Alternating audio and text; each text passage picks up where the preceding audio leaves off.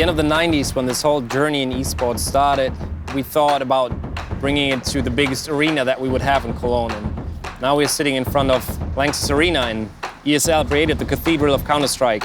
And SK won the tournament back-to-back, 2016 and 2017. That was one of the defining moments for SK Gaming.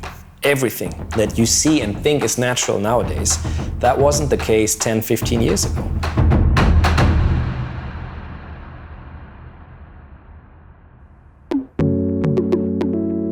So in 1997, that's actually where the whole story of SK Gaming begins, in a pretty nice house in Oberhausen. Welcome to Schrittkommando, where it all began. First of all, my brother and me met, and then friends of us, Christoph and Musa, SK Killer and SK Spot. That was the starting five, I think, of Schrittkommando.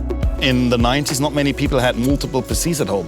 But due to the fact that my two brothers and me played so much video games, we all had our own PC. Back in the days, it was separate rooms with full of computers everywhere, connected with thousands of cables. When we started, we played with 50 or 100 people at a LAN party. After 2 years, there were 1,000. After 3 years, there were 2,000 in tournaments all over the world. The key moment is probably at Gamers Gathering, 1,300 people. And for the first time, I saw that there's an audience. This is going to be a professional sport. What I saw very clearly, and Alex shared, is that gaming is the entertainment of the future.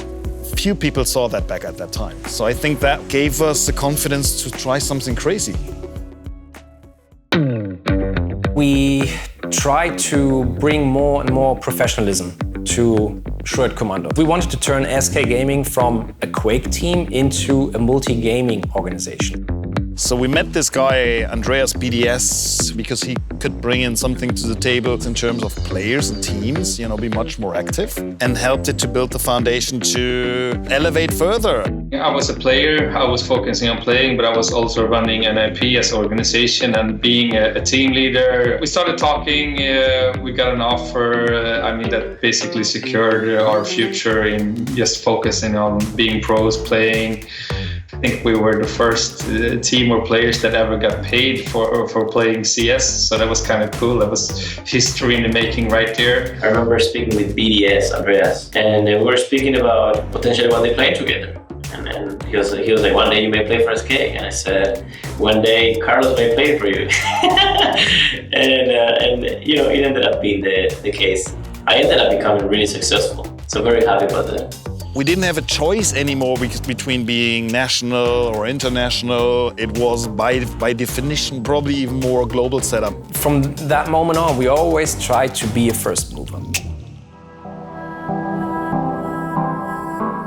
Gentlemen, are you ready? The first real sponsor we ever signed was Intel. So we were able to attract players for the sponsors. At the same time, they were giving something back to us. They wanted to be a part of our universe. They took SK into mainstream magazines, mainstream TV, mainstream radio. And all these things opened doors for us. They showed us how this whole ecosystem really works. At one point, I think SK was around 50 or 55 players in all different kind of games. It was always growth, growth, growth.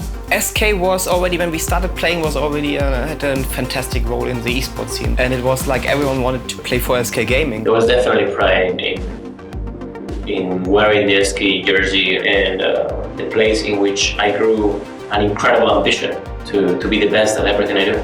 I think we had to learn for around 2-3 years what a healthy growth path is and what a healthy number of players is. Of course, SK was established a long time before we joined, but I feel like we were a part of really putting SK to becoming an international brand.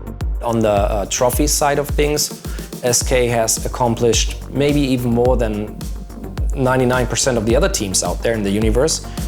So we are kind of relaxed here. We are full circle. It was founded and built on passion. Being one of the most successful teams and brands is incredible. SK is the one of the top 5 clans in the world. It had a soul, it had something you cannot buy. We were on an amazing journey together. A lot of people recognize both NIP and SK as legendary, and it's a cool story to be part of. He has changed a lot, and I've seen that happening in front of my eyes. It's very humbling, knowing where your roots are and where you come from and where all this industry started. I really see them as one of the biggest esports organizations worldwide. We will make a lot of changes this year, actually, in 2018, that will lead to a new definition of what SK Gaming is. And it's extremely exciting for us to open a new chapter in a huge book that's called SK Gaming.